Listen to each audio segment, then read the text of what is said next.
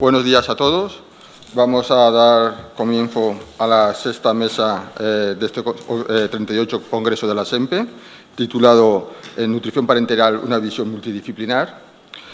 Primero que nada, decir que si algún aspecto dentro de la clínica donde está más claro este proceso multidisciplinar es en la nutrición, tanto parenteral como enteral, sobre todo porque en todo el proceso, desde el proceso de la prescripción, la preparación y hasta la administración, donde cada uno de los profesionales creo que tiene un papel muy importante, desde la prescripción, con las indicaciones y las condiciones de la parenteral y componentes de la parenteral que debe tener, desde la preparación, desde el servicio de farmacia y, sobre todo, durante la administración y el seguimiento de que esta administración sea de forma correcta. Por eso, en esta mesa vamos a ver estos tres aspectos. Veremos el papel de la enfermería con accesos venosos, que la presentará la Inmaculada Elifarri Roncal. Luego hablará el doctor Gabriel Oliveira con el papel del endocrino en los trastornos metabólicos y, finalmente, Amparo Vázquez hablará sobre el papel del farmacéutico control de calidad en la preparación. Como moderadora tengo a mi compañera Alicia, que si quieres comentar algo o empezamos a la mesa, ¿no? Sí. Pues bien, pues damos en primer lugar a Inmaculada Elifarri Roncal, que es diplomada universitaria en enfermería, jefa de unidad de enfermería de la Unidad de Hospitalización Quirúrgica del Hospital Universitario de Navarra, experta universitaria de acceso vascular por la Universidad de Camilo José Cela, miembro del Comité de Expertos de Terapia Intravenosa del Hospital Universitario de Navarra, docente del Grupo de Formación de Accesos Vasculares del Hospital Universitario de Navarra y coautora de la página web fallointestinal.com. Una experta, como queda demostrado con todos estos antecedentes. Cuando quieras.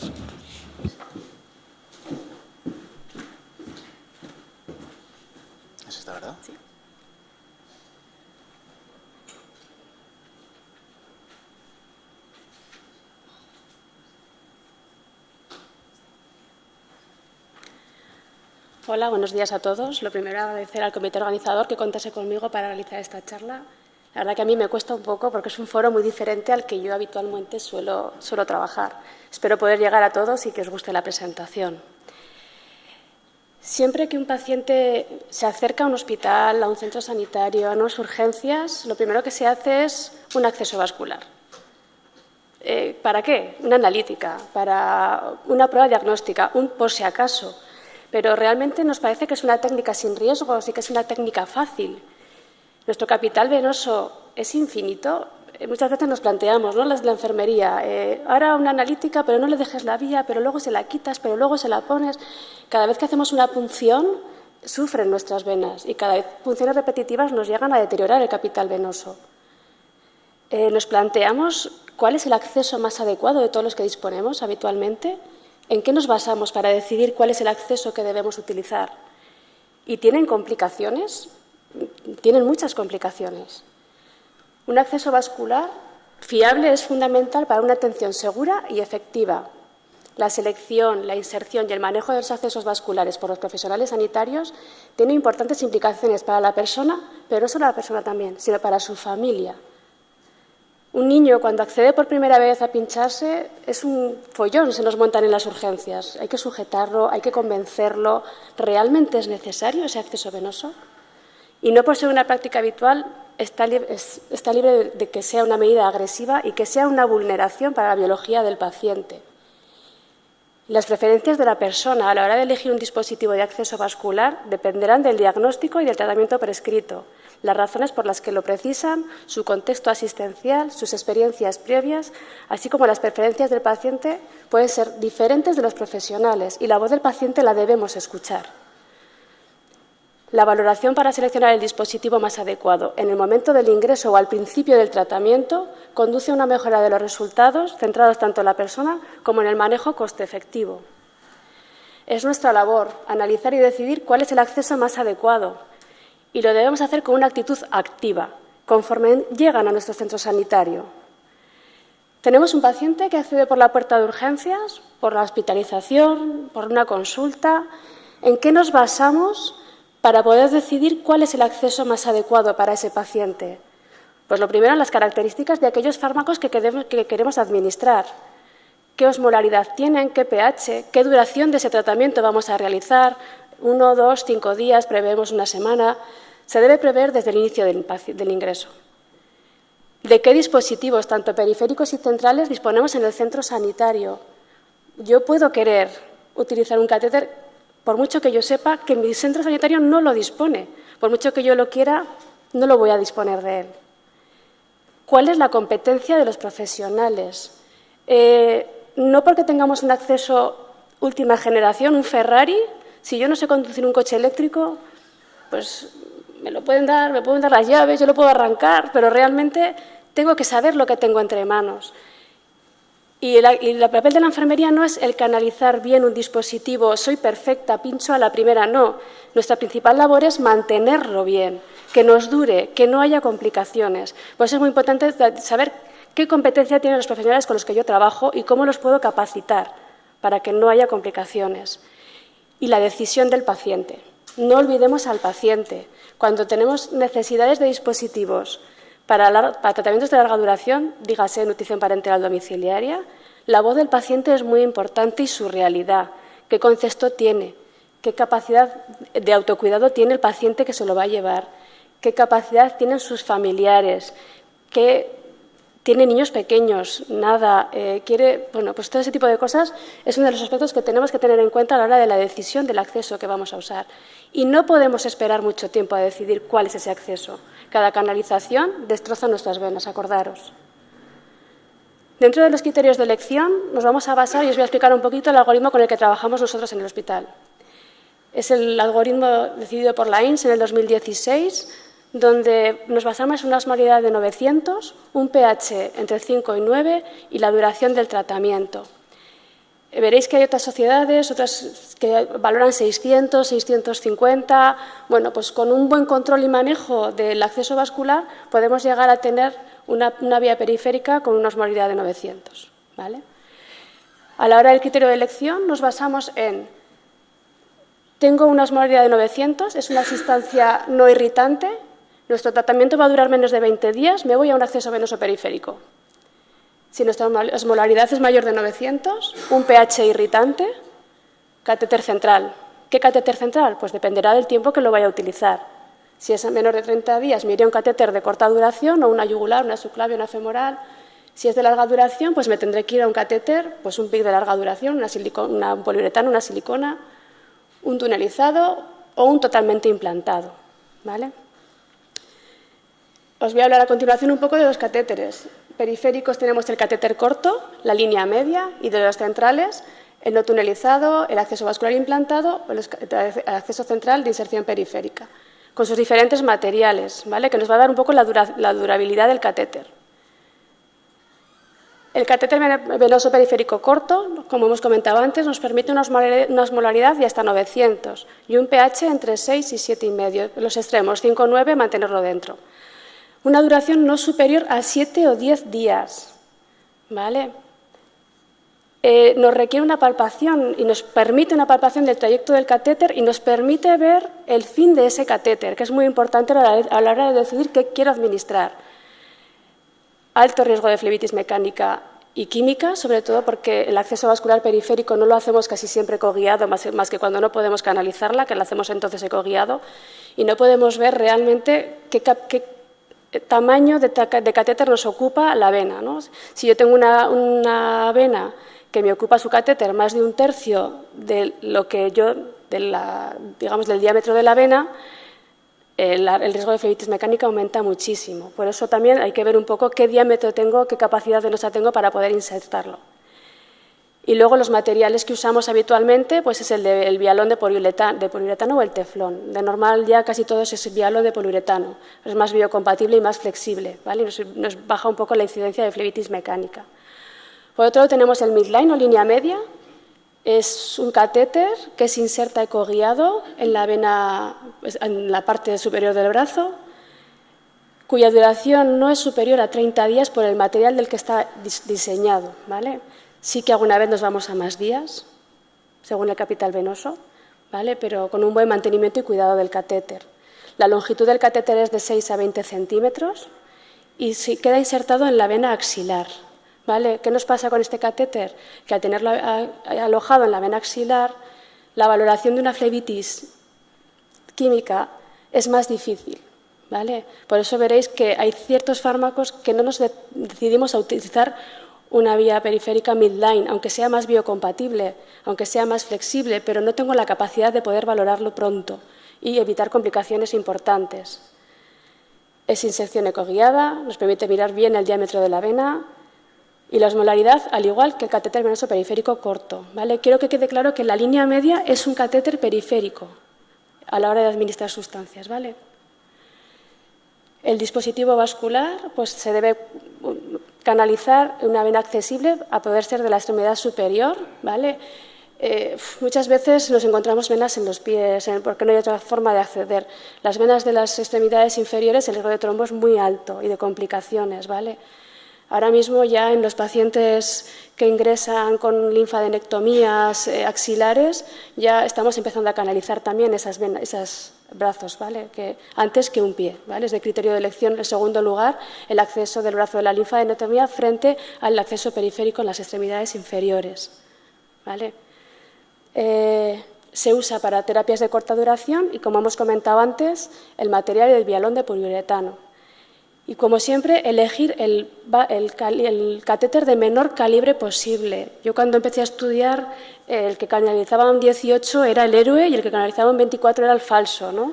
Eso ha cambiado automáticamente. Ahora yo canalizo un 24 y soy un éxito. Porque ¿para qué quiero algo más de lo que necesito? ¿Para qué voy a agredir a mis venas más de lo que yo realmente puedo hacer? ¿Vale?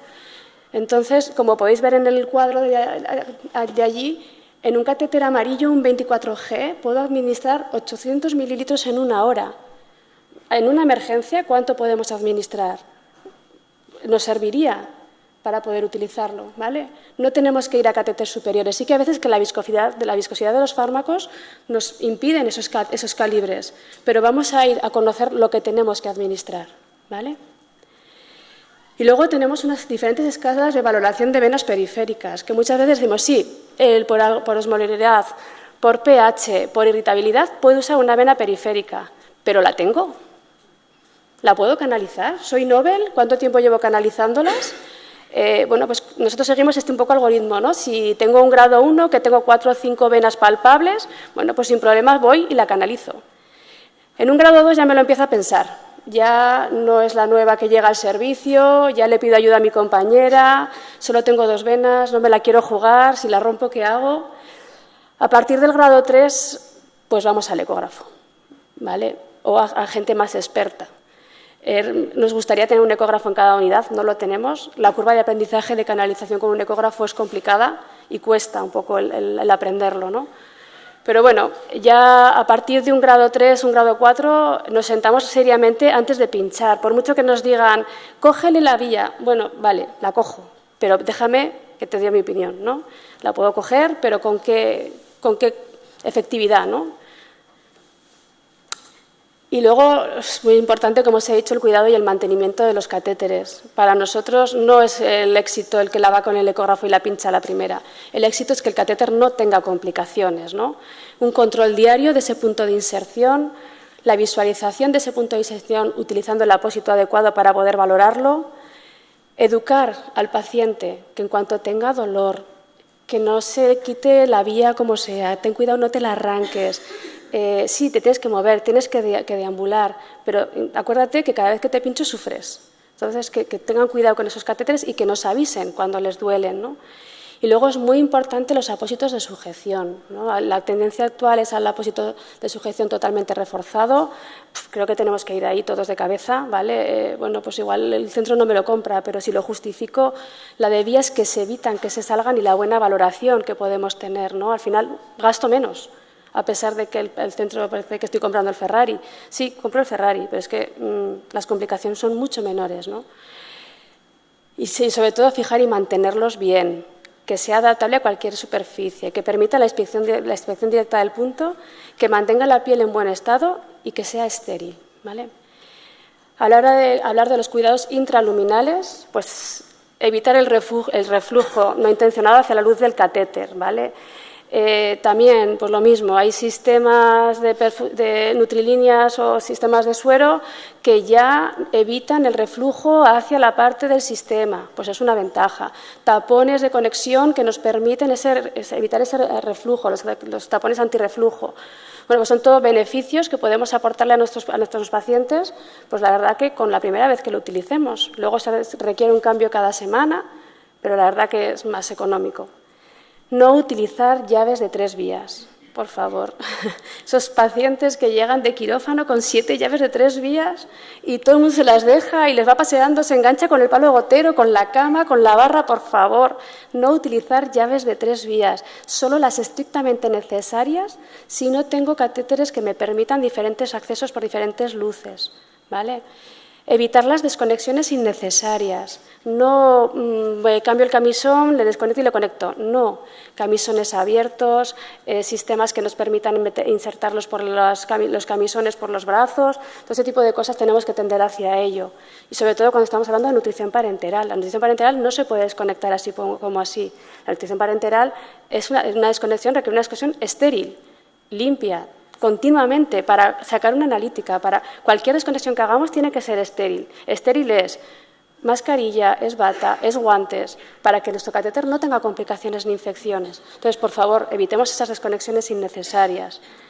Los sistemas de infusión se deben cambiar cada 24 horas. Yo he visto... No, es que aquí siempre hemos cambiado cada 76. Aquí, o sea, es un sistema de medicación intermitente, sobre todo la nutrición parenteral, ¿vale? Es medicación intermitente y se debe cambiar cada 24 horas. Por el contrario, si yo tengo solamente una perfusión de fluidoterapia, no me hace falta cambiarlo cada 24 horas. Esa perfusión continua, sin desconexiones, porque siempre que se desconecte hay que cambiar el sistema. Entonces nos permitiría utilizarlo hasta 7 días, los materiales que tenemos ahora, ¿vale? Y como hemos dicho, usar alargadores con conector. Nuestras flebitis maravillosas en las vías periféricas, pues la más importante, como os hablaba antes, dentro de las complicaciones es la química y la infecciosa. Aquí tenemos la escala Maddox, que es una alianza en nuestro trabajo diario. En cuanto llegamos a un nivel 2 de escala Maddox, o sea, eritema, un poquito de dolor, debemos retirar ese acceso venoso periférico. Esto es muy difícil de valorar en una línea media, ¿vale? Por eso, cuando yo necesito administrar una sustancia que tiene una osmolaridad alta y un pH en rango de riesgo, no me voy a ir a una línea media. Me voy a ir a un catéter venoso periférico corto el menor tiempo posible hasta que decidan qué van a hacer con ese paciente o cuándo le pueden colocar un acceso central, ¿vale? ¿Por qué? Porque la valoración, para poder retirarlo cuanto antes y evitar las desconexiones, es muy importante. Por ejemplo, en nuestra unidad se administra mucho calcio, ¿vale? Mucho calcio en perfusión, es un fármaco que sabéis que las necrosis de calcio son bestiales, porque también nos toca llevarlas. Entonces, nosotras el calcio es un fármaco que se administra 24, 48 horas, a lo más sumo 72, si ya se nos va de ese rango ya nos vamos a un catéter central. Lo administramos siempre por una vía venosa periférica corta con valoración directa por turno de ese punto de inserción. Y no esperamos a un riesgo 2 para retirarla y cambiarla. Nos vamos al riesgo 1. En cuanto empieza con dolor, la retiramos, ¿vale?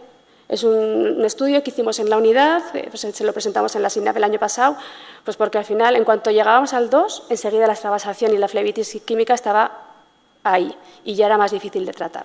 Entonces ya hemos llegado a un consenso con los cirujanos endocrinos, en cuanto llegamos al nivel 1 la retiramos y canalizamos una nueva o nos sentamos a decir, ¿qué previsión tenéis? ¿La vais a tener mucho tiempo? Pues nos vamos a un PIC, ¿vale? Aunque sea para 3 días, nos vamos a un PIC. En relación a los catéteres venosos centrales, pues tenemos los no tunelizados, tunelizados, de inserción periférica, de acceso vascular totalmente implantado. Bueno, pues de esto yo creo que más igual sabéis hasta más que yo, muchos. Bueno, nosotros a la hora del algoritmo de decisión, pues bueno, como os hemos dicho, si se prevé una duración inferior a 30 días y viene de quirófano, pues le mantenemos esa yugular. Pero en cuanto está un poco sucia y empieza a crecer la barba, llamamos a nuestro servicio de acceso vascular y le decimos, ¿nos puedes poner un PIC, por favor, de larga duración? Y bueno, pues un poco en función de lo que vamos viendo que vamos necesitando. En relación a los dispositivos de acceso vascular implantado, los Portacat, pues sí que quiero hacer una pequeña señalización. Antiguamente se colocaban de bajo flujo, yo creo que a día de hoy casi todos los que nos colocan son de alto flujo, depende de lo que tenga el centro sanitario, es lo que os he dicho. Yo puedo querer un reservorio de alto flujo, pero si mi centro no lo compra, pues no lo tengo. ¿Qué diferencia hay entre uno y otro? La capacidad que tenemos de perfundir el inyector de la presión, ¿vale? Pues sobre todo en los escáneres y tal. Si yo tengo un dispositivo de bajo flujo, pero lo canalizo con una aguja de alto flujo, me va a petar el reservorio. Si tengo un dispositivo de alto flujo y lo canalizo con una aguja de bajo flujo, me va a petar. Entonces, tengo que saber qué es lo que tengo colocado y con qué lo tengo que canalizar, ¿vale?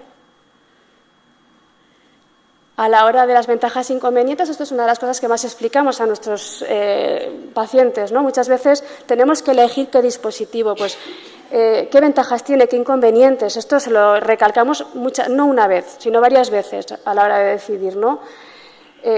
Ahora, a día de hoy, el más fácil de canalizar es un catéter central de distensión periférica, lo haces en una sala tranquila, no hace falta un control importante de INR coagulación, es una punción con una aguja de 21 Gs muy fina, incluso de 23, metes un filamento diminuto, es un 4 French, o sea, son cosas que te dan ventajas, pero también tienen sus inconvenientes, ¿no? Se salen más fácil, si no los tunelizo, me los puede arrancar el niño, me lo engancho, se me sale, bueno, pues todo ese tipo de cosas los podemos explicar. ¿Cuál es el catéter ideal?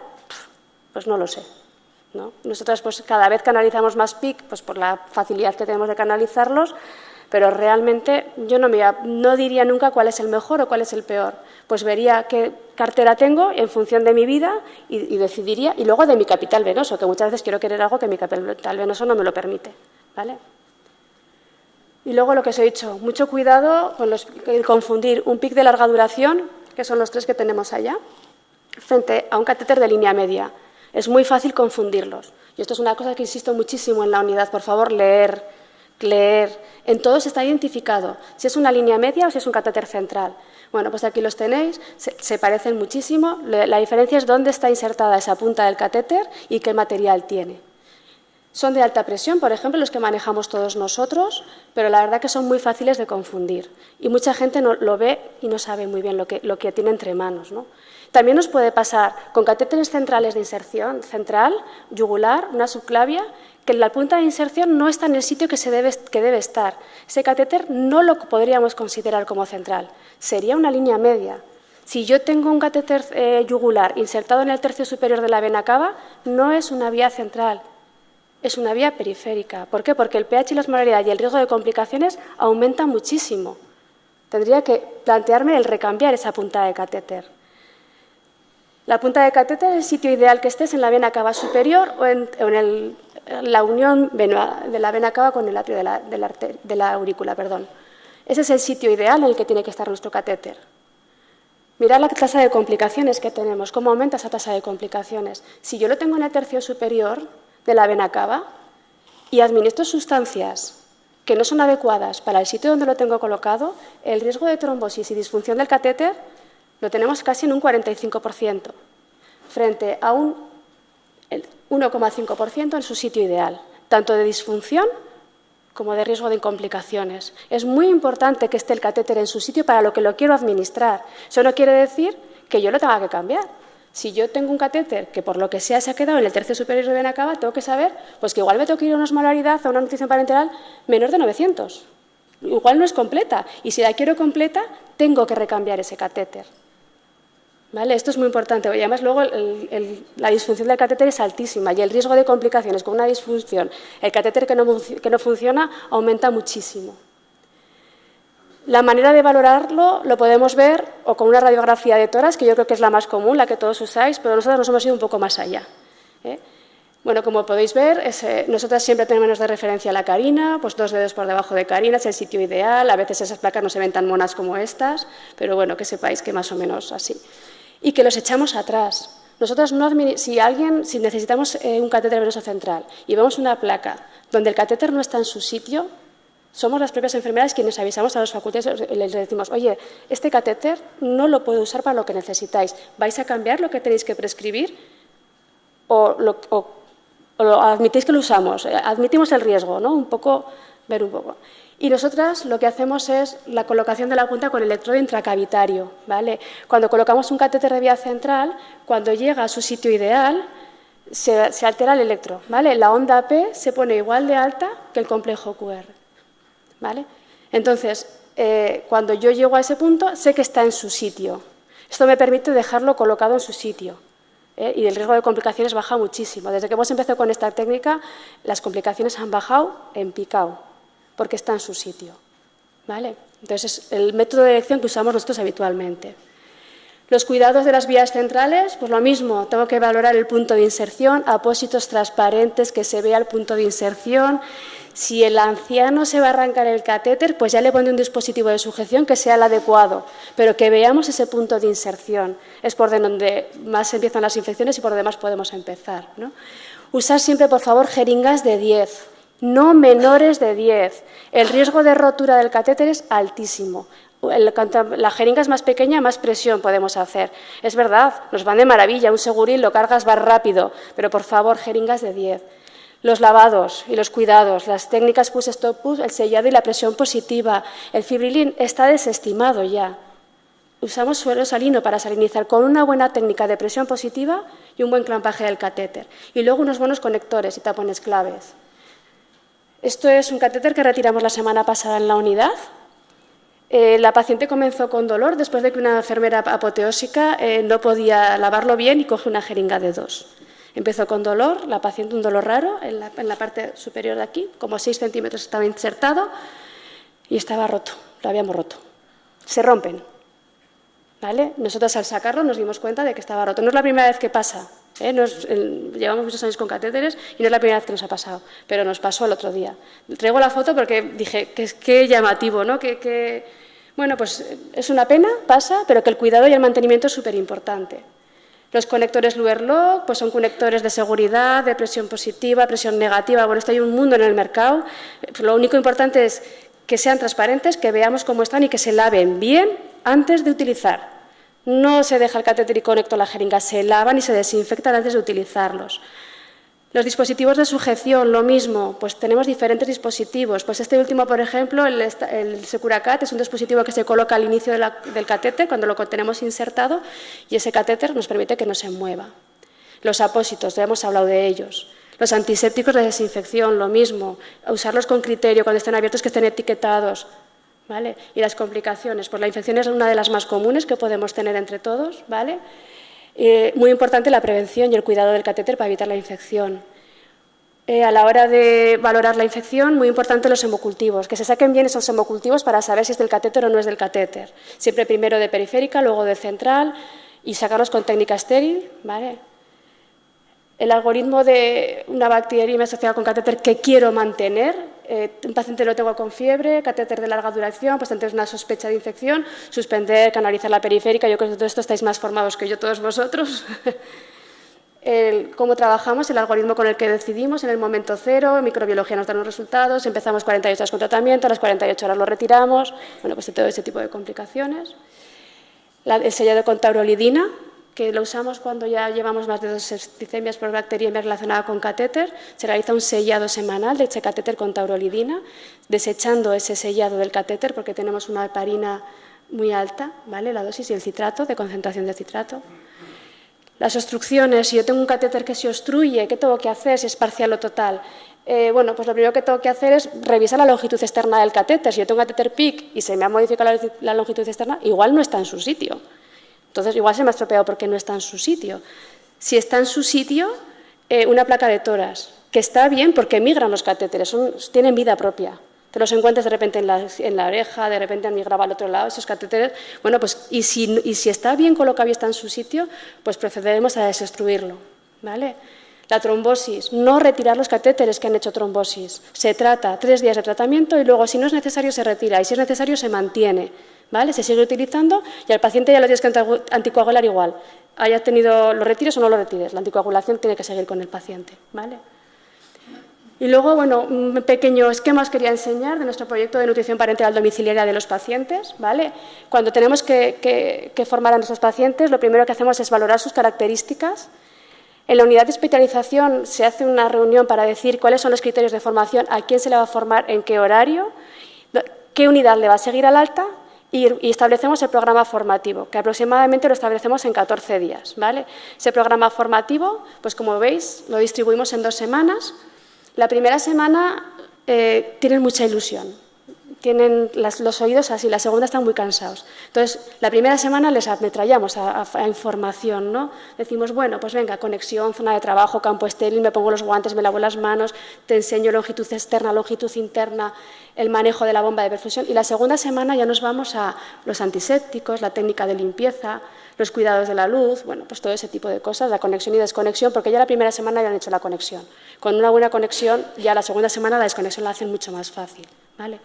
Formamos al paciente y formamos a un familiar responsable con el paciente y en caso que el paciente no pueda, pues el familiar que vaya a hacerse cargo del paciente. Vale, muchas gracias.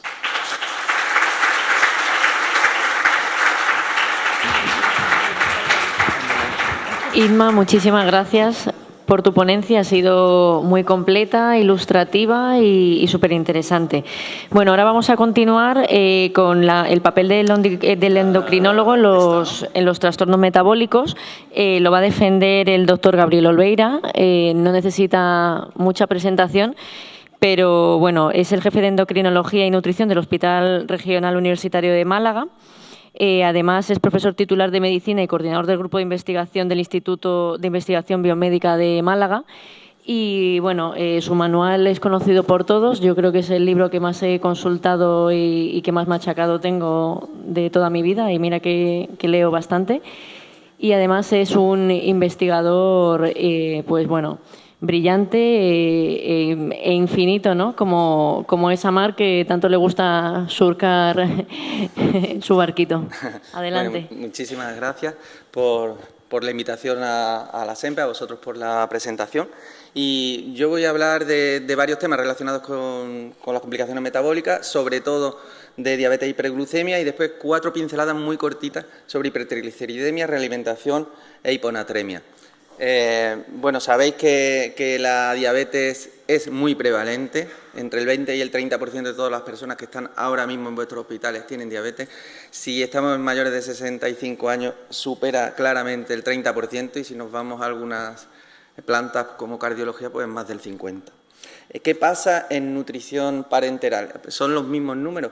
Bueno, pues esto lo estudiamos en el grupo de hiperglucemia de la SEN. Analizamos más de 600 pacientes que estaban con nutrición parenteral y ahí podéis ver cómo en la parte de aquí, que es que no tener nada, no tener ninguna alteración del metabolismo hidrocarbonato, es solo del 43% de todos los casos. Aproximadamente un 20% diabetes conocida y desconocida, y el resto, pues prediabetes, hemoglobinas glicosiladas por encima de 5,7 hasta 6,5 e hiperglucemias de estrés. O sea que es muy prevalente, incluso más prevalente que en el resto de la población. Y también publicamos cómo los pacientes que tenían hiperglucemias por encima de 180 durante toda la perfusión de media, ¿no? Durante la perfusión de la nutrición parenteral, se morían 5,6 veces más. Luego, tenemos que intentar que no pasemos de 180, ¿vale? ¿Cuál es el tratamiento de la hiperglucemia y de la diabetes?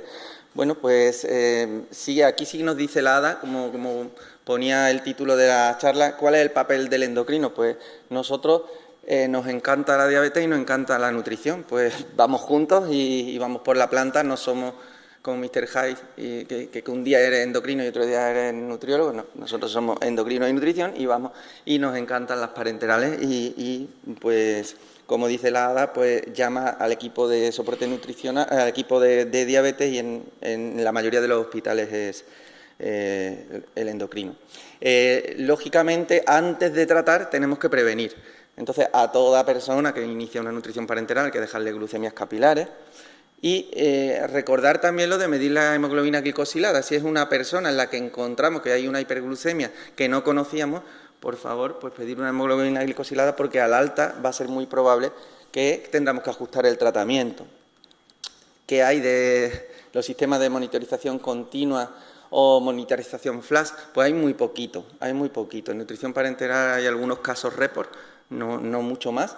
Pero bueno, hay una tendencia en la literatura a decir ¿Por qué no vamos utilizando ya los sistemas de monitorización continua en los hospitales? Ya os digo que en concreto en parenteral no hay, pero sí que bueno, se puede debatir. ¿Qué es lo que dice la ADA, que para nosotros suele ser la Biblia, de la diabetes sobre el control de glucemia en el hospital? Pues lo que dice que tanto para pacientes críticos como no críticos, porque antiguamente pues queríamos bajar la glucemia, ¿no?, por debajo de 110. No, ahora mantenerla entre 140 y 180. Además dice una nota específica que dice, bueno, iniciar insulina si es por encima de 180 y que en pacientes con nutrición enteral y parenteral tener cuidadito. No tengamos la manía de bajarlo tanto por debajo de 140 porque el riesgo de tener una hipoglucemia puede ser mayor. ¿Cómo ponemos la insulina? Pues como en el resto de pacientes tenemos basal, prandial, a mí me gusta llamarle nutricional, porque si tú estás poniendo una nutrición parenteral continua, pues es nutricional, no prandial, porque estamos todo el rato comiendo por vena. Y después la pauta correctora. ¿Qué pautas pondrían ustedes en vuestros pacientes que tienen hiperglucemia en vuestra práctica clínica? Pues podríamos poner pues una pauta de insulina subcutánea total, ¿no? Pues glargina subcutánea y correcciones con una insulina rápida, ultra rápida, perdón. O podríamos poner una basal nutricional, es decir, la nutrición dentro de la bolsa metemos toda la insulina y si está por encima de 180, pues vamos añadiendo correcciones. Podemos poner también mitad y mitad o aproximadamente porcentajes similares de glargina con insulina dentro de la bolsa, o bueno, podemos también poner una infusión de insulina de forma independiente. De entrada les digo, y estos son trabajos de compañeros pues, de Barcelona, que las pautas de solo subcutánea en nutrición parenteral se asocian a fatal control metabólico. Y fijaros vosotros, aquí arriba están los pacientes con diabetes. Fijaros lo que se tarda y fijaros qué poco, no se llega ni siquiera al objetivo metabólico, ¿no? Estos serían todos los pacientes y estos los pacientes sin diabetes. Incluso los pacientes sin diabetes que hacen una hiperglucemia de estrés por la parenteral van fatal. No, esa pauta a mí no me parece bien. ¿Qué es lo que dice la ADA, que es la Biblia? Aunque a veces la Biblia se equivoca también, porque la revelación no siempre llega, ¿no? Pero bueno, lo que dice dice meter la insulina dentro de la bolsa, todo lo que sería basal y nutricional, las dos partes, meterla toda. Y después, si vamos teniendo glucemias elevadas, pues entonces añadimos la de corrección, ¿vale?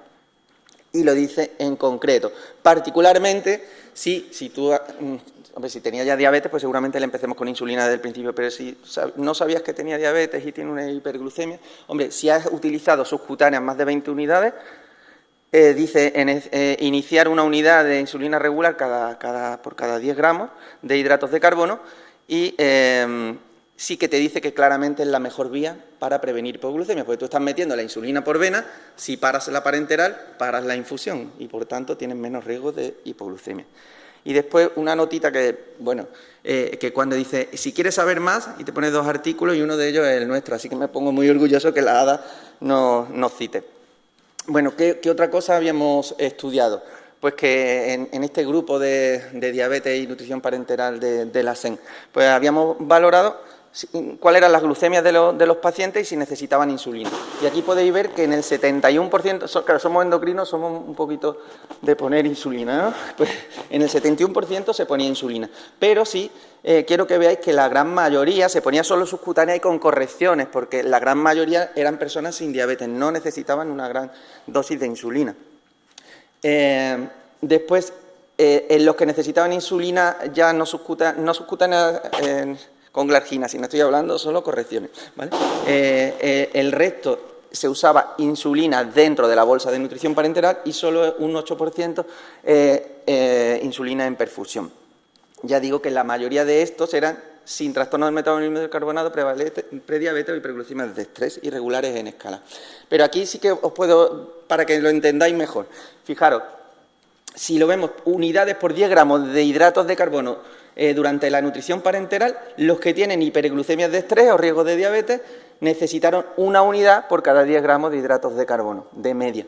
Las personas que tenían diabetes no conocida, 2 unidades por cada 10 gramos, o incluso los de diabetes conocida llegaron a tener de media 3 unidades. Esto traducido a unidades por kilo de peso, pues serían 0,33, 0,40 e incluso 0,80, ¿vale? Veis que cada paciente es diferente, no todo es café para todo. Nosotros, sí, cuando planteamos este trabajo, nosotros en nuestra práctica clínica solemos utilizar insulina regular dentro de la bolsa y después correcciones, pero se planteaba, bueno, pues si tenemos glargina, sería bueno poner mitad y mitad. Y entonces lo que hicimos fue diseñar este ensayo clínico aleatorizado, independiente, con la que participaron 25 centros de España, en el que queríamos valorar si una pauta de glargina, mitad de glargina y la otra mitad dentro de la bolsa, frente a todo dentro de la bolsa y después con correcciones, era eficaz y seguro con respecto a lo que estábamos haciendo hasta ese momento. ¿Y qué es lo que encontramos? Aquí tenéis las dosis de insulina durante los días de infusión de nutrición parenteral, y aquí tenéis desde el primer día, y aquí las glucemias medias. Estamos hablando, en este caso, los primeros trabajos que presenté eran personas con diabetes y sin diabetes. Aquí ya nos centrábamos en las personas con diabetes, que son las que son más difíciles de controlar, de tener glucemias por debajo de 180, que lo que tenemos que hacer es tenerlo así porque habíamos demostrado que se morían más, ¿no? Pues fijaros que el grupo experimental, que era glargina 50%, necesitaba más dosis de insulina, aunque al final de los 15 días, que los estudiamos hasta dentro de 15 días, las diferencias no fueron significativas, y también necesitaban más dosis de insulina, y después las glucemias medias tardaban un poquito más en volverse normales, pero aún así tardaban mucho menos. Estamos hablando de personas con diabetes. Acordaros de la primera gráfica que os puse con todo de insulina subcutánea, no tiene nada que ver, ¿no? Rápidamente conseguimos un control metabólico razonable. ¿Y qué es lo que encontramos más también? Pues que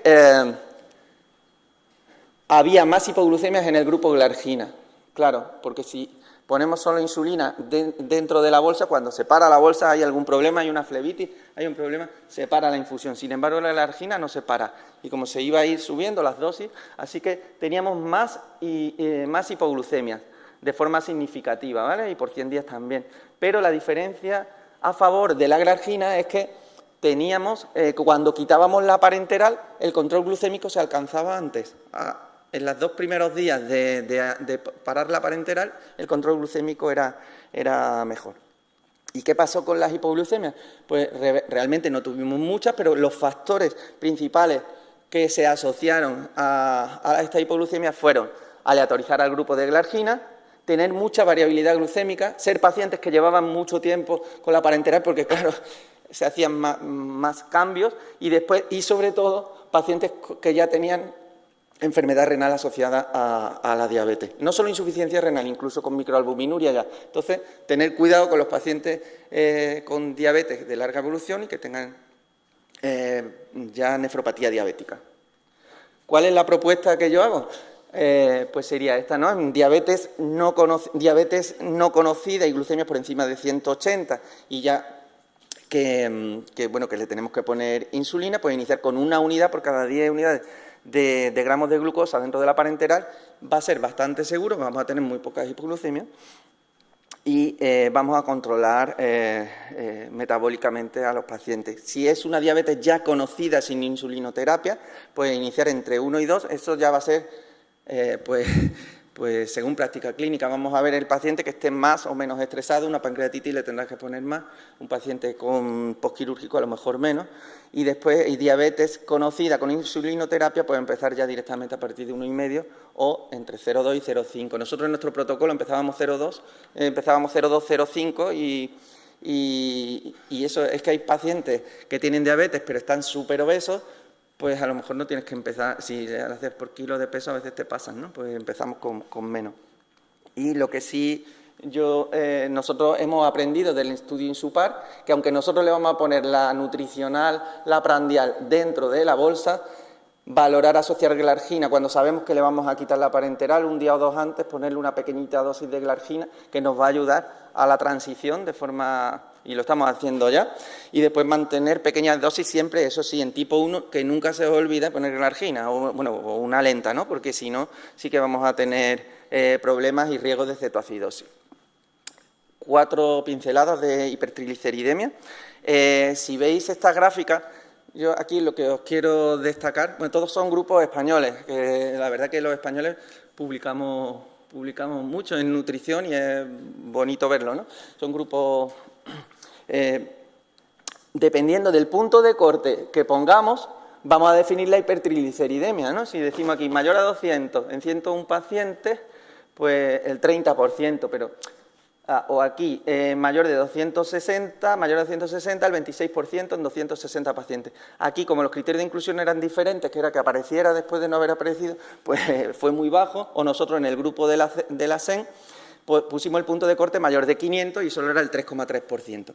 ¿Qué pasa? Que aquí lo que nos importa es no pasarnos de 400, 500, que es lo que dicen las guías. Si tenemos 260, bueno, pues habrá que valorar el contexto del paciente, ¿no? Valorar por si merece la pena o no bajar los lípidos. A veces simplemente mejorando el estrés metabólico del paciente, a lo mejor no te hace falta hacer muchos cambios. Desde luego, si hay más de 400, 500 sí que hay que bajar mucho, hay que bajar más los lípidos. Este es otro trabajo secundario al estudio INSUPAR, pero que hay más trabajo en la literatura, y he traído el nuestro, pues porque me gusta presentarlo. Cuando utilizamos fórmulas enriquecidas en omega 3, claramente los triglicéridos suben menos, hay mucho trabajo en la literatura, suben menos que si se utilizan fórmulas no elevadas en omega 3, ¿vale? Por tanto, ¿cuáles serían, para prevenir esta hipertrigliceridemia, cuáles serían los focos que tenemos que tener en mente? Pues primero, hay pacientes que están muy graves, sépticos, eso en la UCI lo saben, sépticos, pancreatitis, insuficiencia renal, tienen mucho riesgo de hipertrigliceridemia. Las personas que están con corticoides, glucemias mal controladas o personas que abusan de alcohol. Entonces, ¿cuáles serían las recomendaciones para prevenir esta hipertrigliceridemia? Lípidos, máximo 1 gramo por kilo de peso y día, preferentemente fórmulas enriquecidas en omega 3, yo creo que casi todos ya utilizamos en el hospital fórmulas con omega 3, hidratos de carbono, como siempre, no pasarse, es decir, calcular bien los requerimientos calóricos, control glucémico adecuado. Y, ojo, que, hombre, si vemos que los triglicéridos están en 500, el fosfato alto y el potasio alto, pues a lo mejor hay que pensar que se ha sacado de la vía en vez de estar haciendo cambios de la fórmula que nuestra farmacéutica pues nos dirá, mira, hombre, ten cuidado, no me estás haciendo tantos cambios. Paso a 2 diapositivas sobre el síndrome de realimentación. Importante, tenerlo en mente, es lo único importante para prevenir, ¿no? Prevenir y prevenir. Medir potasio, fósforo y magnesio y tener cuidado. En esta serie nuestra de 600 pacientes, poniendo puntos de corte un poquito bajitos, pues no es muy frecuente estas alteraciones, pero poniendo puntos de corte en 3, en 2 o en 1,2. ¿Vale? Os he traído aquí el plan de prevención, ¿no? Cuando sacó la SEMICIUC, ¿no? El prevenir en pacientes con COVID el síndrome de realimentación, porque está súper bien. Esto sirve para COVID y sirve para cualquier persona, ¿no? Es decir, tener cuidado, solicitar el potasio, el fósforo, el magnesio, ajustar dependiendo de los días. Sí, bueno, primero sospechar en pacientes que llevaban sin comer mucho tiempo, suplementar desde luego con tiamina, con fósforo, con potasio y con magnesio si hace falta, e ir más despacito a la hora de ir alcanzando requerimientos. Básicamente, prevención. Y después un tema del que nunca o casi nunca se habla, el tema de la hiponatremia. Sabéis que la hiponatremia se asocia a mayor mortalidad, es un marcador de forma independiente a mayor mortalidad de los pacientes, también en nutrición parenteral. Y esto lo han estudiado mucho el grupo de Valladolid y del Clínico de Madrid. Y además nos coordinó y nos metió a mucha gente en trabajos multicéntricos. Y bueno, por ejemplo, este trabajo multicéntrico, también de muchos centros en España, pues poniendo el punto de corte de hiponatremia por debajo de 135, el 18% de todas las personas que iniciaban una parenteral y no tenían hiponatremia, hicieron una hiponatremia, ¿vale? Pero es más, ellos mismos hicieron otro trabajo, en este caso eran 100 y pico pacientes, si corregían por la forma, sabéis que si hay hipoproteinemia se está infradiagnosticando la hiponatremia, pues corrigiendo por fórmulas, bueno, que las hay, ¿no? Pues para saber la anatremia real, pues pasaba del 28 al 64% incluso. O sea que esto sí que es una complicación metabólica bastante frecuente y que además se asocia a morbilidad y a mortalidad. ¿Y cuáles son las causas de esta hiponatremia? También de este grupo de trabajo, pues fijaros que la mayoría de los casos era un SIADH, un síndrome de secreción inadecuada de ADH, pero la otra, y junto con estímulos de la vasopresina, es decir, las náuseas, los vómitos y el dolor, ¿vale? Controlando náuseas, vómitos y dolor, vamos a quitar un porcentaje altísimo de personas que tienen hiponatremia. Insuficiencia cardíaca, insuficiencia hepática y después uso de diuréticos y pérdidas digestivas, pero menos, ¿vale? O sea que la mayoría de las causas van a ser hiponatremias eubolémicas. ¿Y cómo se tratan estas hiponatremias? Pues va a depender, lógicamente aquí es muy importante ser un buen clínico, explorar al paciente, saber si el paciente está hipovolémico, euvolémico o hipervolémico. Aquí lo más fácil es descartar la hipervolemia, porque eso sí es fácil, pues se ven los edemas, se ve la citis, se ve la insuficiencia cardíaca, es muy fácil, y diferenciar entre hipovolémica y euvolémica pues es un poquito más difícil, pero va a depender pues de la clínica, de la hipotensión, de la frecuencia cardíaca, de la exploración física, ¿no? Entonces, ¿cómo se trata? Muchas veces tener en cuenta que nuestras parenterales generalmente no tienen mucho sodio. Lo que pasa es que sí es verdad que aunque no tengan mucho sodio, solemos poner también sueros fisiológicos o sueros glucosalinos aparte, entonces hay que contar cuánto sodio tenemos, le estamos poniendo al paciente. Entonces, si lo que está es hipovolémico, pues lo que hay que poner es un suero no veo, pero bueno, un suero fisiológico, o bien aumentar el sodio y el volumen dentro de la nutrición parenteral, ¿vale? Quitar diuréticos, si se puede. Y después, si lo que tenemos es un SIADH, pues lo más normal, si pudiéramos concentrar la fórmula, tener en cuenta que habrá que poner furosemida, pero también sodio, porque si no, no va a actuar esa furosemida, y sobre todo controlar el dolor y las náuseas. Con eso se va a normalizar el sodio. Y ya por último, si es hipervolímica, aquí sí que habría que, ya acabo, disminuir el aporte de líquido, la furosemida, y bueno, concentrar la fórmula si hiciera falta. Así que, para llevar a casa, la hiperglucemia es muy frecuente, tanto en personas con diabetes y sin diabetes que reciben nutrición parenteral. El uso de insulina dentro de la bolsa de nutrición parenteral es seguro y es eficaz, con pauta correctora, y nosotros proponemos también la transición con glargina al final, cuando se vaya a retirar. La hipertrigliceridemia grave es muy infrecuente y la leve es relativamente fácil de prevenir. Se debe prevenir el síndrome de realimentación, y la hiponatremia es muy frecuente en nutrición parenteral, y su tratamiento depende de la etiología. Muchas gracias.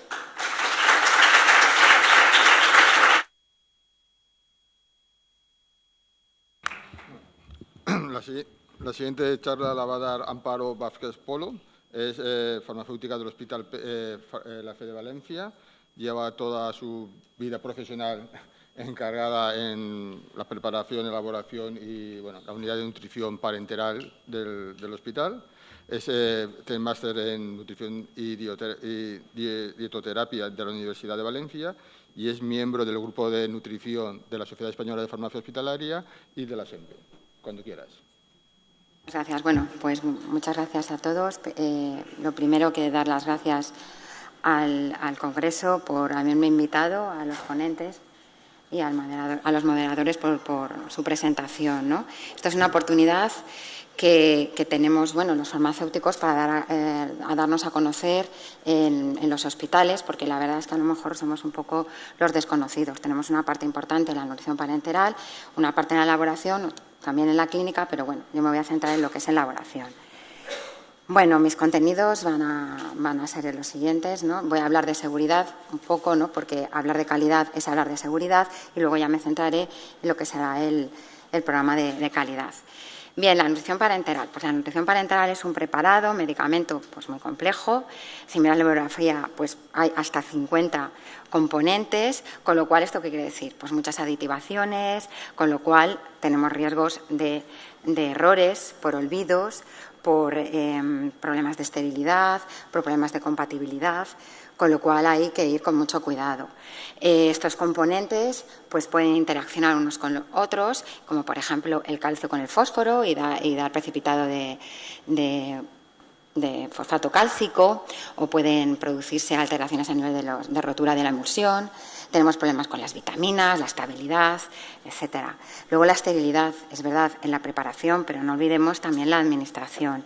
Y luego es una terapia compleja porque tiene muchas complicaciones a través metabólicas, como ha dicho el doctor Oliveira, como también ha dicho Inmaculada, a nivel de vías, etcétera, ¿no? Y luego tenemos una variabilidad de pacientes. Tenemos este paciente mayor de 80 años, el paciente joven de 20 años politraumatizado y el neonato que no llega a 500 gramos, ¿no?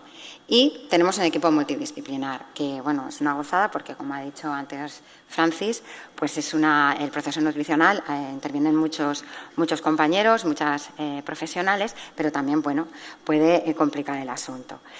La ISMP, por todas estas razones, cataloga a la nutrición parenteral como un medicamento de alto riesgo. Es decir, aquel que utilizado erróneamente puede producir un error en el paciente. De hecho, un estudio que hizo la ISMP junto con la ASPEN, donde revisaron las notificaciones recibidas, notificaciones de errores debidas a las nutriciones parenterales recibidas durante 10 años, 2006-2016, pues vieron que el 24% de los errores notificados se produjeron en la fase de elaboración. Un 8% llegaron a los pacientes, sí que es verdad que no fueron daños permanentes, ni muy graves, ni ninguno supuso la muerte del paciente. Hay que tener en cuenta que fueron errores notificados. La prevalencia de estos errores o la incidencia de estos errores será mayor, porque hay muchos pues que no se notifican. También es verdad que las nutriciones parenterales no producen muchos errores, pero hay que tener en cuenta que cuando se producen, pues pueden ser graves y además pueden afectar a grupos de pacientes como son los neonatos, ¿no? Que son muy sensibles. Haciendo así la búsqueda bibliográfica y mirando, pues vi este artículo y creo que, bueno, era interesante para ponerlo en esta mesa, ¿no? Porque en este artículo lo que decían, el que trabajar en equipos multidisciplinares, aumentaba la calidad y reducía los costes del proceso. Incluso mejoraba la estandarización, por lo menos todo no es negativo. Bueno, pues dicho esto, pues ¿qué pasa? Pues que las distintas sociedades científicas, como la SEMPE, como Farmacia Hospitalaria, ESPEN, ASPEN, pues lo que buscan, ¿no?, es establecer unos criterios, unos estándares de práctica para disminuir la variabilidad de la práctica clínica y así asegurar la calidad del proceso y la disminución de errores. Tenemos otra vez la ISMP, que establece unas guías para la elaboración de preparados estériles, donde hacía una clasificación de estos preparados en preparados simples, cuando era un solo componente, complejos, donde estaba la parenteral, varios componentes, luego también estaba quimio, soluciones cardioplégicas, etcétera, ¿no? Y estas guías las realizaron debido a un estudio que habían hecho también observacional de la elaboración de mezclas intravenosas, los errores que se detectaban. Y vieron que sobre todo fue el 90% de las preparaciones tenían algún error, o sea, 1 de cada 10 preparaciones, y sobre todo en preparaciones complejas, como es el caso de la nutrición parenteral, y sobre todo en aquellas de preparación manual. Muy bien. Pues, ¿qué tenemos en España? Pues tenemos las guías de buenas prácticas de preparación de medicamentos en servicio de farmacia, elaborado por el Ministerio, junto con la Sociedad Española de Farmacia Hospitalaria. Y entonces aquí ponen las condiciones que deben reunir, los locales donde se elaboran los preparados estériles, a nivel de personal, control de calidad de productos, etcétera, que es donde nos basamos los servicios de farmacia a la hora de establecer el control de calidad y la puesta en marcha de nuestras unidades de elaboración. Entonces, una idea muy importante que me gustaría recordar es que la calidad debe asegurarse desde el principio. La calidad debe ser proactiva, no cuando hemos elaborado la bolsa de nutrición, a ver si es adecuada, si no es adecuada, es desde el principio, durante todo el proceso de elaboración y no olvidar nunca la administración.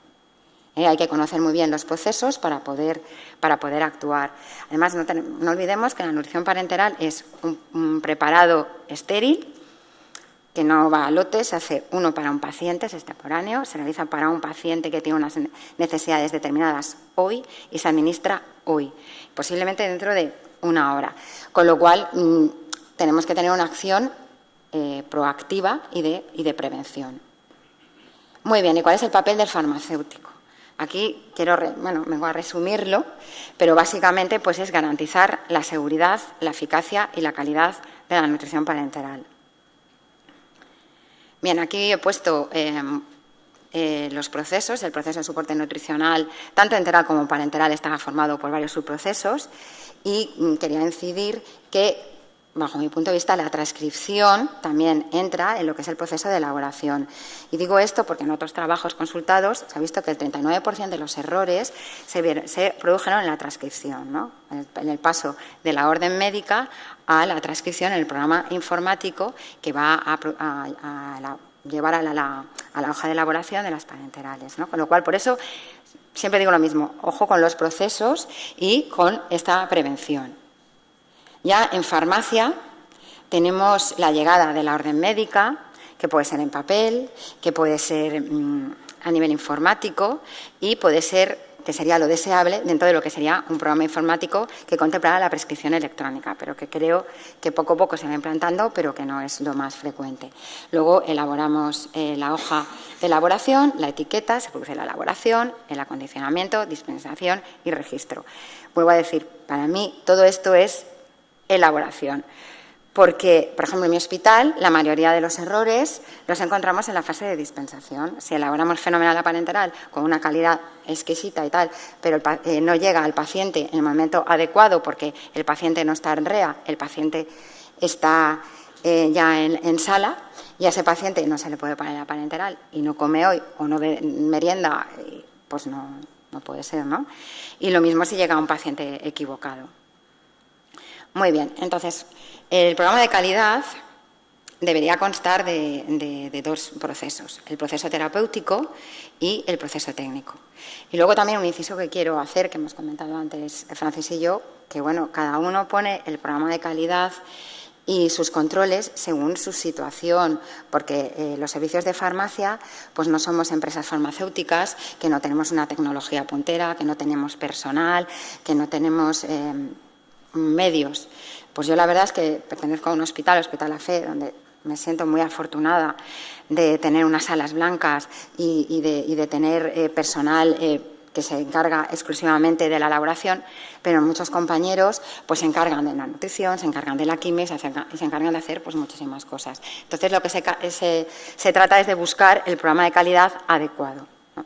Yo de hecho voy a comentar así de manera amplia, sin entrar en el detalle, todo puntos, porque si no me podría alargar aquí en toda la charla. Bueno, vuelvo a mi charla y tenemos, el proceso terapéutico, que el proceso terapéutico es el proceso clínico, el que se da arriba, en planta, donde validas la indicación, si es adecuada, si los aportes son adecuados y seguros, lo monitorizas la situación clínica y nutricional del paciente para adecuar los aportes, miras esas complicaciones y miras a ver a la hora de suspender la nutrición parenteral si la tolerancia es adecuada.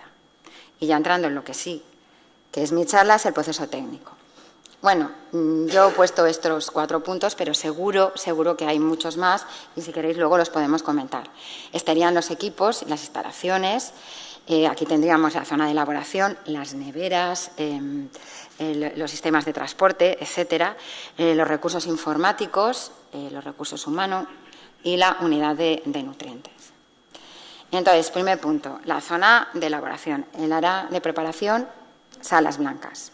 Pues como comentábamos antes, pues yo cuando empecé en esto de la nutrición, que era residente allá por 1900, pues teníamos en mi servicio de farmacia, pues era un cuarto, una habitación donde se ponía la cabina de flujo laminar, intentabas que estuviera lejos de la puerta, lejos de la ventana, cuidado con los flujos de velocidades y tal del aire, para que no interrumpiera el flujo de la cabina y tal. Ahora, poco a poco, se va implantando en los hospitales, poco a poco yo sí que veo que compañeros, poco a poco, lo que son las salas blancas. ¿Qué son las salas blancas? Pues son zonas controladas de elaboración, donde están controladas las condiciones ambientales de humedad, presión, partículas y temperatura. Normalmente son salas que suelen ser bastante amplias, donde se elaboran los productos estériles, incluso no estériles, ¿no? En mi hospital pues tenemos la sala blanca, donde está la zona de quimio, la zona de preparados estériles, por ejemplo, colirios, intratecales, la zona de nutrición parenteral y luego tenemos otra zona para preparados no estériles. Claro, estas zonas de elaboración deben estar separadas y de acceso restringido. Dentro de esta sala está lo que son las cabinas de elaboración. Bien, según qué norma rige un poco la clasificación y las características ambientales, pues son las normas ISO y establece como 4 grados de pureza del aire. Entonces, esto lo hace en base a el número permitido de partículas de un determinado tamaño, de 0,5, que se pueden medir en reposo o cuando se está trabajando. Entonces, el número de partículas, pues el tamaño, perdón, sería de 0,5 porque es un tamaño, es una alarma, ¿no? Este tamaño, el detectar estas partículas es una alarma precoz de que algo no está funcionando bien y además los microorganismos pueden depositarse en la superficie de estas partículas. Entonces, la zona A es la zona de la cabina, donde se elabora la nutrición parenteral. La zona B serían las zonas de alrededor y la zona C y D pues ya son para otras tareas de la nutrición. Entonces hay que hacer controles ambientales de estas áreas, de este aire, que normalmente pues lo hace empresas externas o lo hace empresas de ingeniería, ¿no? Según el área donde nos movamos, vamos a tener una vestimenta. Esto va a ser muy importante, va a estar con PNTs, importante la formación del personal, porque no se puede vestir de cualquier manera, porque ven partículas. Hay que ir con mucho cuidado para entrar en estas salas, te tienes que cambiar el pijama, te tienes que poner otro pijama y luego, según la zona donde vayas a trabajar, te vuelves a cambiar, ¿no? Bien, luego tenemos la cabina de flujo laminar, que todos conocéis, que es la zona ya de elaboración propiamente dicha, donde hay un flujo de aire constante que pasa por un filtro de alta eficiencia, donde se esteriliza y hace falta sus controles, que hay que verificar de manera periódica, según las necesidades, según los controles previos, según la situación, pues estamos en obras o hemos comprado la cabina y esto se encarga normalmente, el servicio de mantenimiento y también el servicio de ingeniería. Pues hay que ver, tiene que disponer de sistemas de alarma que nos avise cuando algo no funciona. Ojo con la integridad de los filtros, hiperfiltros que hay que cambiar periódicamente, la velocidad del aire, ensayos del humo para ver si hay algún punto estanco, ver los recuentos de partículas, las presiones, etcétera. Todo esto, ya digo, lo hace normalmente empresa externa. Y luego está el control microbiológico ambiental, que ya nos encargamos nosotros, ¿no? Es ver la calidad del aire a nivel de contaminación. Se puede hacer a nivel ambiental por captación activa, por aparatos de muestreo volumétricos, donde el aire pasa, es aspirado por un aparato donde hay una placa Petri que luego se lleva a cultivar, o si no, otra manera más sencilla son las placas que las pones en sitios estratégicos, las dejas unas 4 horas y ahí se sedimentan el aire, los microorganismos y las partículas, ¿no? Entonces, hombre, lo ideal sería el de captación activa, pero sí que es verdad que hace falta personal más especializado, pero se pueden combinar los dos. El de sedimentación en placa a lo mejor sería más interesante para sitios donde en la cabina, por ejemplo, o sitios donde no se puede llegar con el aparato. A nivel de superficies tenemos las impactaciones de placa roda, que son unas placas que el medio de cultivo tiene así una forma convexa y entonces lo que se hace es presionar en las superficies durante unos minutos. O bandas de contacto, donde son unas bandas adhesivas y también se presionan. Para sitios de difícil acceso o que a lo mejor no son superficies lisas, se utilizan hisopos y esponjas. Entonces, es muy importante fijar la frecuencia de estos controles cuando lo hacemos diariamente, en cada sesión de trabajo, semanalmente, donde en la cabina, en este punto que es más conflictivo, Normalmente se ponen a la altura de donde se trabaja, o sea, no a ras del suelo. Y cuándo, ¿no? Antes de, pues no sé, si hemos hecho una limpieza porque ha habido un problema, porque hemos puesto una cabina nueva o porque ha habido una reforma, etcétera, pues a lo mejor se pone antes, o sea, después de la limpieza, antes de la elaboración o después de la elaboración, etcétera, ¿no? Y luego también, para ver la esterilidad y a nivel microbiológico, pues el control de la técnica aséptica del personal. El control microbiológico de guantes, que se apresiona una placa Petri con los guantes, con los 5 dedos, ¿vale? O el proceso de variación de técnica aséptica, que, bueno, sería simular la elaboración de la nutrición parenteral con un medio de cultivo. Es como si se elabora la nutrición parenteral, pero con un medio de cultivo que luego se va a cultivar. Y lo mismo, hay que fijar cuándo lo hacemos y con qué frecuencia. Pues a lo mejor cuando tenemos personal elaborador nuevo, por ejemplo, o cada cierto tiempo, o si hemos visto que nuestros controles empiezan a tener valores superiores a lo que teníamos anteriormente, ¿no? Pues ir mirando.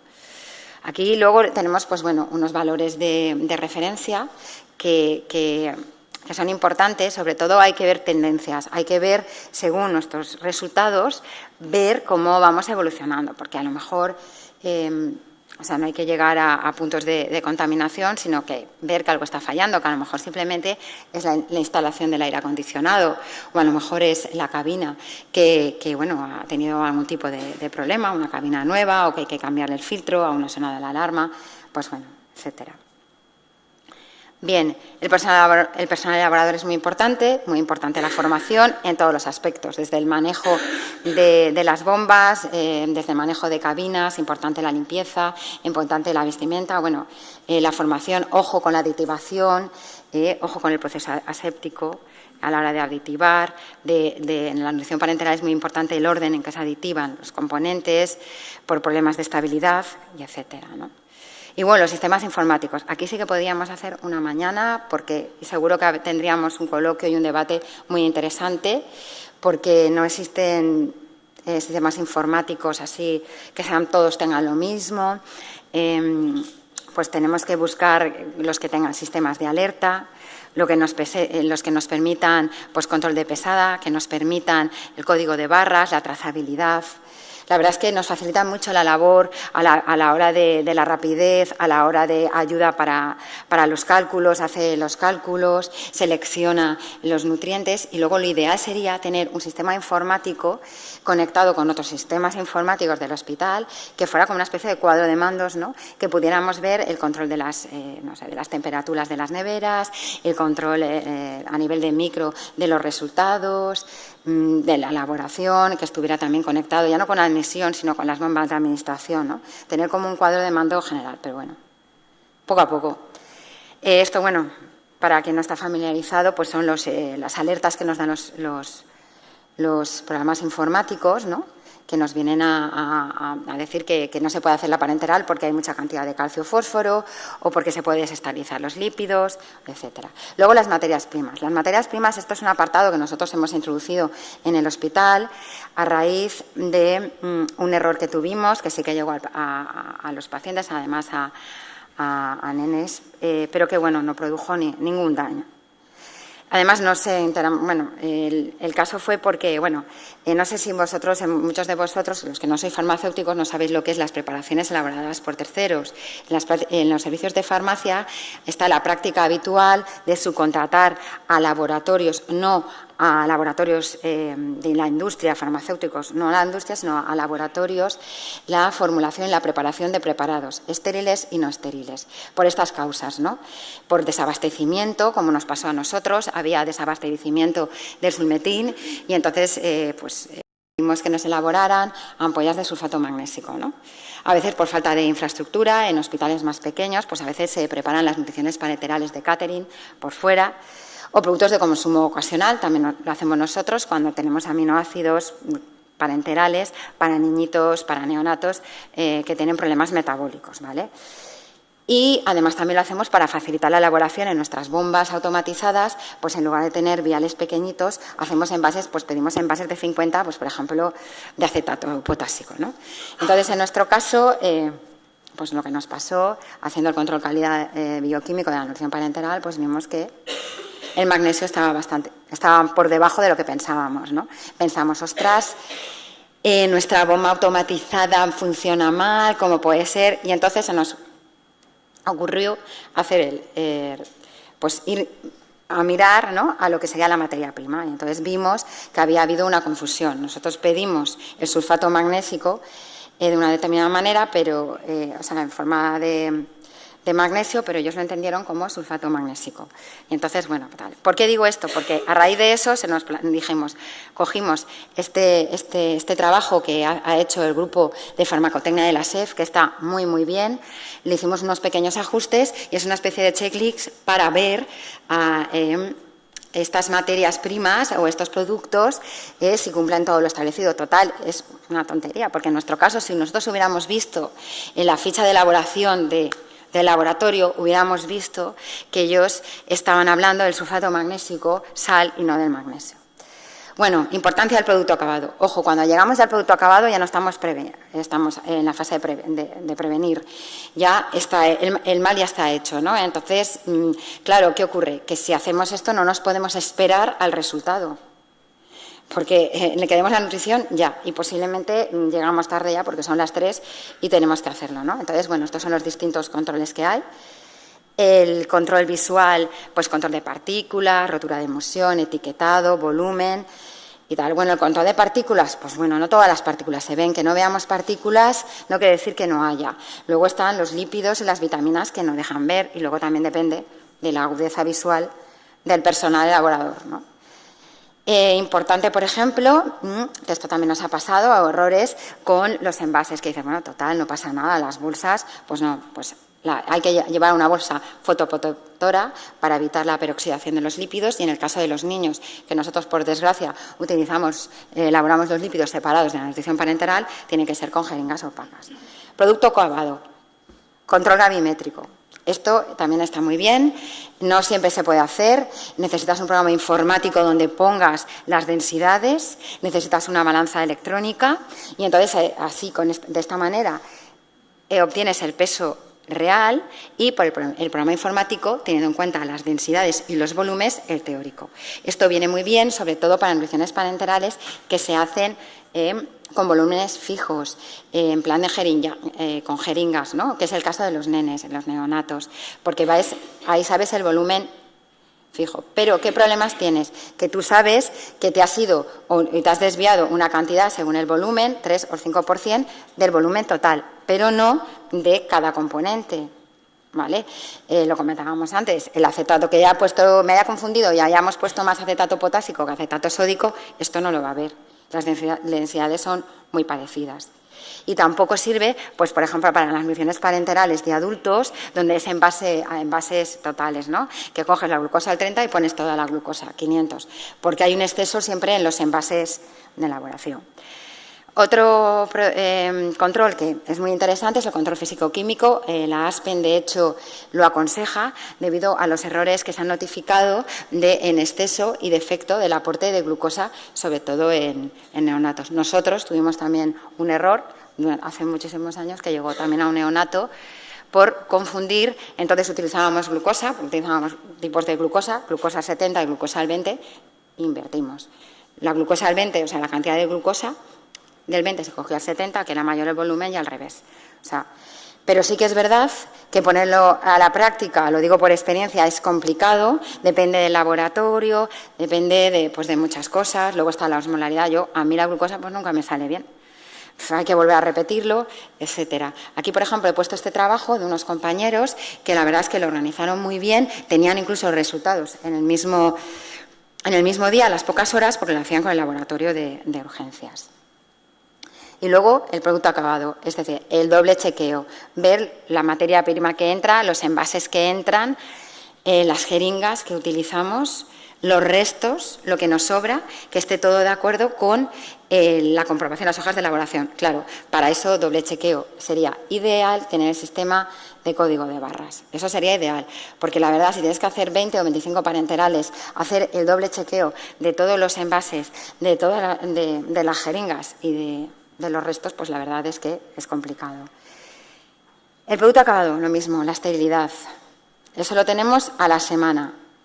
Por tanto, vuelvo a decir, prevenir, ojo con los procesos anteriores. La nutrición parenteral es un medicamento de alto riesgo a nivel de esterilidad, según la USP, y aquí pongo también esta matriz de riesgo hecho por nuestros compañeros de farmacotecnia, ¿no?, del grupo de la SEF.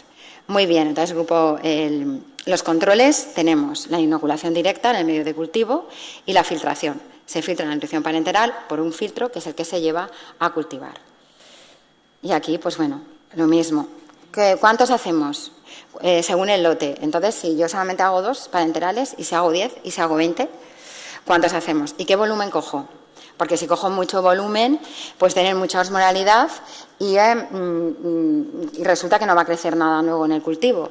Claro, son cosas que hay que perfilar, ¿no?, según a los pacientes, los que va dirigido nuestra parenteral, según nuestra histórico y causística. ¿Vamos a mejorar calidad con las nutriciones tricamerales? Pues sí, la verdad es que sí, pero no tenemos que olvidar que tenemos que hacer controles de calidad, lo mismo, de etiquetado, de mezclado, de aditivación, estabilidad, esterilidad, y toda manipulación tiene que hacerse en servicio de farmacia. Y luego los sistemas automatizados de llenado, que también te dicen, vale, no es la perfección, tienes que hacerlos y tienes que hacer tus controles. Tienen muchísimas ventajas, pero bueno, la verdad es que hace falta, además del coste, mucha infraestructura y muchísima formación a nivel del farmacéutico y a nivel del laborador. Sí que es verdad que te hace ahí tu checklist, te dice todo lo que ha pasado en la parenteral, si ha habido burbujas, si ha habido un cambio de puerto, te pesa. Incluso pues tiene tus sistemas de alerta que a lo mejor te dice, mira, la cantidad de calcio y fósforo que hay no te permite que yo te limpie las distintas líneas, y no se puede hacer. Importante la trazabilidad, vuelvo a decir, de todo el proceso, hacia atrás, hacia adelante. Importante hacer, que esto es uno de los proyectos que tenemos nosotros, que han hecho otros compañeros, todo el proceso, establecer los peligros en cada proceso, establecer cuáles son los puntos de control crítico. Sería tenerlo todo ideal, tenerlo todo coordinado en un cuadro de mandos, pero bueno, poco a poco. Y bueno, no olvidar los puntos que debe contener la mejora continua. Y bueno, estas son las conclusiones, ¿no? Conocer los procesos para poder prevenir, formación, PNTs y la continuidad. Y nada, muchas gracias.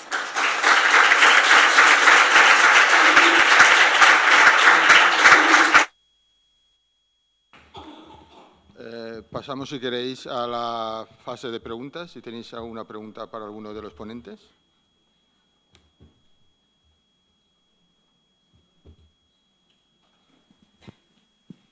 Hola, buenos días. Soy el doctor González, intensivista del Hospital de Barbastro. En primer lugar, mi enhorabuena a la mesa, enhorabuena a todos los ponentes por las presentaciones que habéis hecho. En primer lugar, me gustaría agradecer al doctor Oliveira la deferencia que ha tenido con el Grupo de Nutrición y Metabolismo de la SEMICIU a la hora de haber presentado el algoritmo que hicimos para la pandemia del COVID. Me ha sido de mucha satisfacción saber que sigue siendo de utilidad en periodo pospandemia. Con esa intención se hizo, con la que fuera algo rápido, visual y de una decisión lo más rápida posible en aquellos momentos de tanta dificultad. Y, bueno, agradecerle la ponencia porque realmente ha sido muy interesante. A Inmaculada, perdona que te tutee, me gustaría hacer una puntualización con relación a las vías centrales.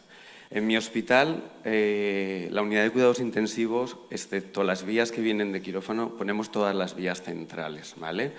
Creo que desde las plantas se tiene que tener muy en cuenta que el poner una vía central no es algo baladí, es algo que lleva muchas connotaciones en el momento de la selección y en el momento de la colocación. Hay que tener en cuenta las características del paciente. No es lo mismo poner una vía central en quirófano, donde un paciente va preparado, se le ha quitado la descoagulación, la doble antiagregación, está dormido, no se mueve, que cuando se solicita una vía central en un paciente que está hospitalizado, que sigue su curso y su tratamiento habitual y en el que hay que tener en cuenta muchas cosas. Primero, en qué momento se ha administrado la descoagulación en un paciente que va descoagulado, si lleva doble antiagregación.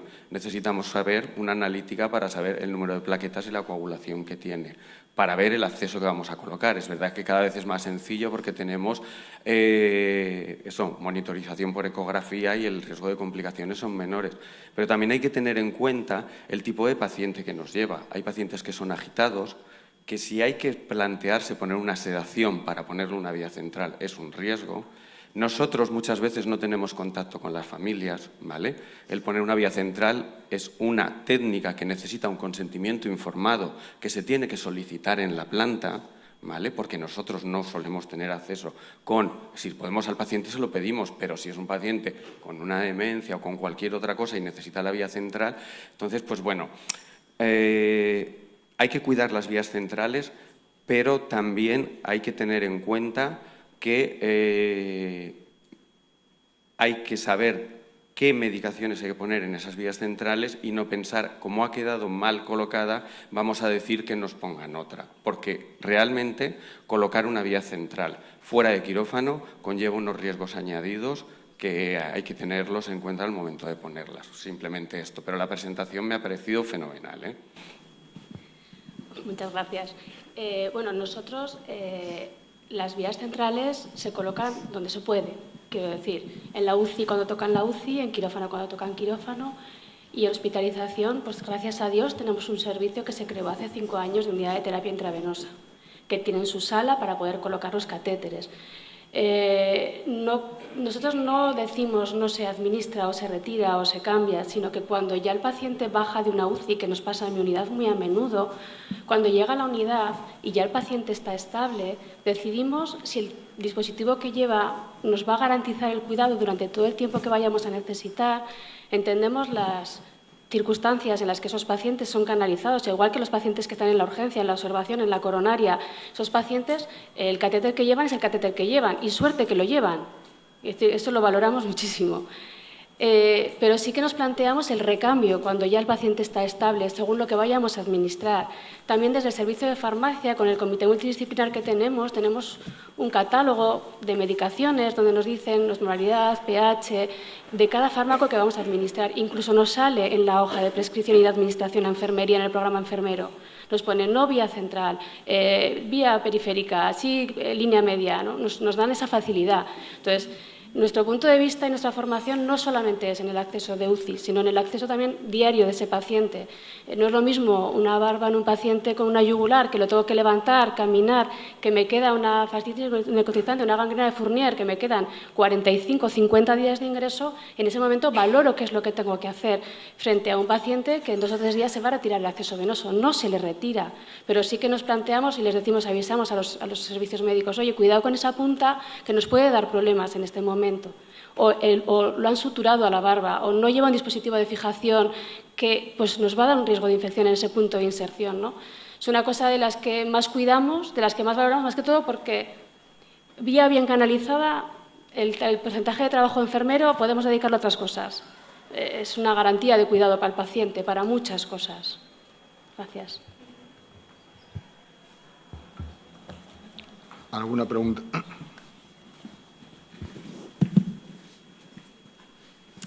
Buenos días. Enhorabuena a todos los ponentes. Yo tengo 2 preguntas. Uno es para el doctor Olveira. Yo soy enfermera de la Unidad de Nutrición del Príncipe de Asturias. El control glucémico durante el ingreso del paciente, ¿es suficiente hacer control glucémico cada 6 horas? ¿Sería conveniente reducir esas horas de... O sea, a mí siempre me ha parecido 6 horas sin saber cómo está la glucemia del paciente una barbaridad.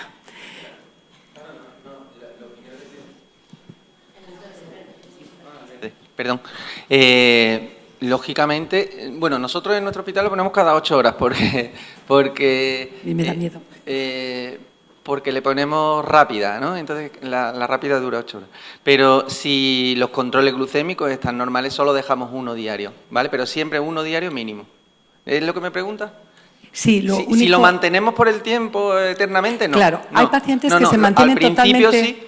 Al principio lo hacemos, pero si las personas tienen un control metabólico normal, no están estresadas, le dejamos uno al día nada más. Uno al día, sí. O sea que no se machaca al paciente. No, ni mucho menos.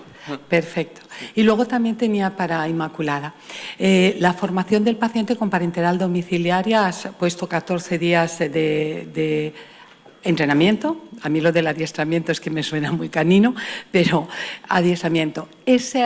Durante el ingreso del paciente se realiza esa formación y si esa formación se hace sobre la práctica real, o sea, poniendo y quitando la parenteral que el paciente se va a poner, o es teoría todo. Bueno, la formación que hacemos al paciente con nutrición parenteral domiciliaria, comenzamos con ello en nuestro centro en el 2009. Nos cayó de repente, hay que formar a un paciente, se va de alta, la única manera que puede, dónde nos formamos, qué hacemos, ¿no? Entonces, va sobre la práctica clínica diaria y allí por el 2017 se creó la página web fallointestinal.com que nos facilita mucho la formación al paciente. Es una página creada para la formación de paciente, con vocabulario de paciente, donde tenemos los diferentes algoritmos que nos ayudan a esa formación. La formación se hace en la asistencial, dentro del cuidado del paciente durante los días que nos requiera la formación y a pie de cama, día a día. Se estipula 1 hora de formación para ellos familiares, el paciente, y no tiene por qué ser nunca en turno de mañana, porque igual el familiar que lleva a este paciente ingresado 1 año ya no se puede coger más días de permiso. Entonces, se estipula en función de cuándo pueda venir ese familiar responsable a la formación, a pie de cama, y cada día se le va enseñando la técnica, a la vez que se coloca la nutrición parenteral. Ahí sí, por ejemplo, se le hemos pedido a los servicios de farmacia decir, oye, pues la formación va a ser a la mañana, ¿nos puedes preparar la bolsa a la mañana para este paciente en concreto? ¿O a qué hora puede llegar para que el paciente con el familiar vaya aprendiendo a la vez que nosotras la colocamos? Y esos momentos de colocación, de conexión y desconexión, y cada vez que manipulamos esa vía central, se hace formación a ese paciente, porque si no en 14 días no llegas. Perfecto, igual que nosotros. Gracias.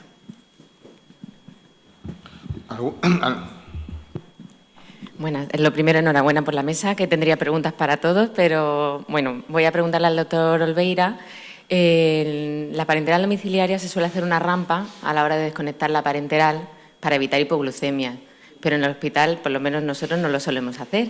Y mi experiencia es que no tenemos hipoglucemia, son pacientes que están muy monitorizados. No sé qué opinión tienes sobre eso. Sinceramente, hay poquísimos trabajos que lo hayan evaluado bien.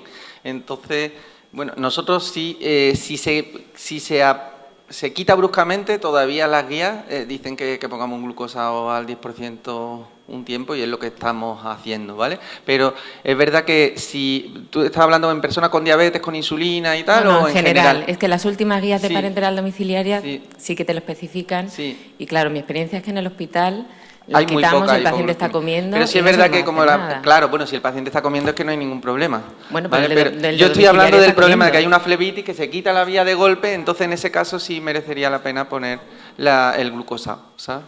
Pero si ya está comiendo no hay ningún problema. Nosotros lo que hacemos es bajamos un poquito el ritmo, en vez de bajar a la mitad, y come y se le quita del todo, sí, sí.